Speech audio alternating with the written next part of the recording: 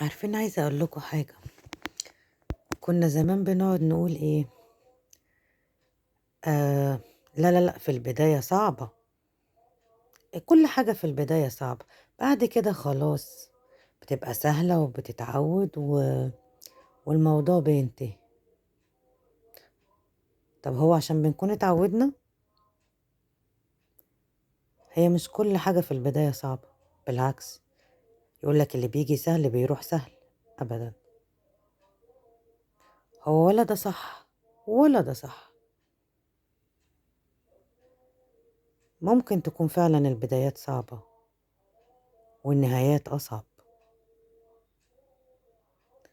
لأننا ما بنكونش حاسبينها. وحتى لو حاسبينها، أوقات كتيرة ربك بيخلف التوقعات. زي بالظبط بني آدم ما بيكونش بيذاكر ويخش يغش وينجح ويكمل. يعني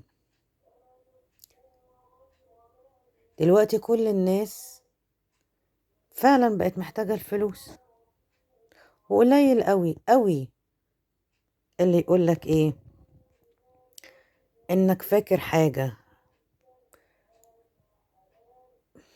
مش عارفة اقولها ازاي بصراحة، بس هي فعلا الفلوس مهمة والعقل مهم وحاجات كتيرة قوي. بس فعلا هي البدايات هي اللي صعبة ولا النهايات هي الصعبة؟ هنا اللي بسأله. اللي عنده إجابة يقول لي.